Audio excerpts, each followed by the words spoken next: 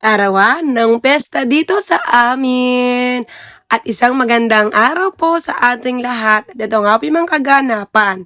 Kami nga po nung gabi ng bisperas ay nanood nga po ng palabas dito po sa aming court. Ito nga pala mga nakasama ko si Kambal, si Ninang Ichi at si Bahog Kape. At ito nga po yung mga kaganapan at hindi ko na nga lang po i-upload.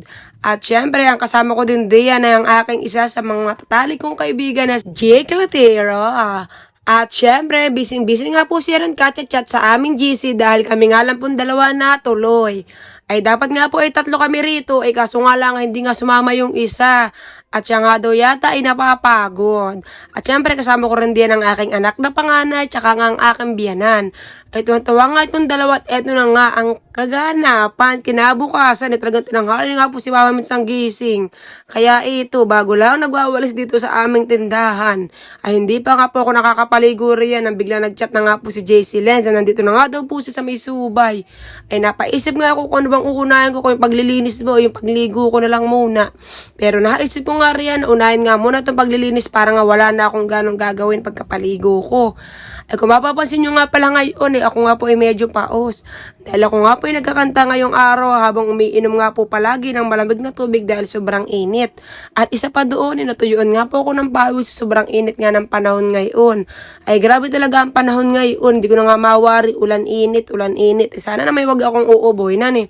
At ito na nga po ang mga kauna-unahan kong bisita rito, si Talim Islander at si Kuya Buyok, si taga-isla ko, si JC Lens Photography, si Kaidolo, at syempre si Mami Crisette.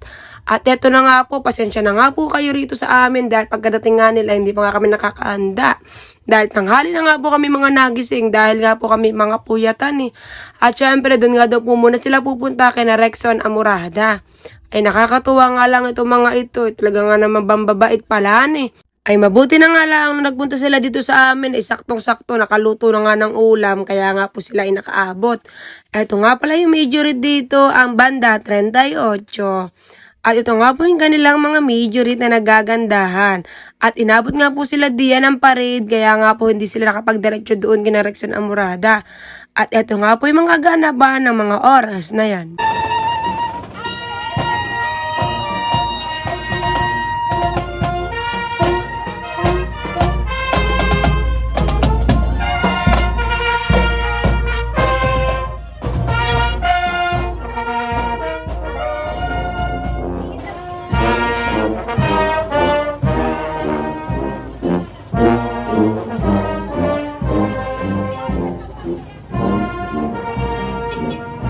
At pagkatapos nga noon ay dumating nga din diyan ng aking kumaring taga Nabotas tsaka nga ang kanyang ate na si Norilyn. Shout out po kay kumaring Norisa at sa kanya po mga kasama. At pagkatapos nga ay dumating na nga po si Hi Guys.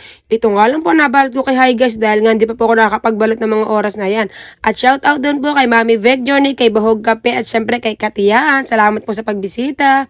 At syempre sa aking BFF na si Marisa at ang kanyang jowa. At syempre, eto nga po si Mama Mans at naghahanda nga po ng mga babalutin. Ay dito nga po sa amin sa isla ay uso nga pong ganito ang Sharon Cuneta kung tawagin. Ay dito nga po kami nakikita mga kabaitan ng mga taga-isla. Talaga nga naman nagpakain po ay nagkapabalot din. Iyan po ay natural dito sa isla. Hindi po kasi katulad sa kabayanan. Nasabi nga po ng mga taga-baba, dito po pala sa isla ay magandang mamiesta. Dahil pinakain ka na nga ay meron pang balotan eh. At shout out po sa istorya at maraming salamat po sa inyong pagpunta. Talaga nga naman sila nagsadya pa nga sa akin eh. Nakakatuwa talaga yung mga ganitong tawan eh. At ito nga po si Kuya, meron po siyang hinahanap na hindi ko ba mawarian. At syempre, na-shoot na nga nila diyan ang aking bigay ng Sharon. Maraming salamat po talaga sa inyong pagpunta. So much appreciated. At nakakatuwa, yung palang hinahanap niya sa bag, bibigyan pala ulit ako ng long sleeve na kanilang paninda.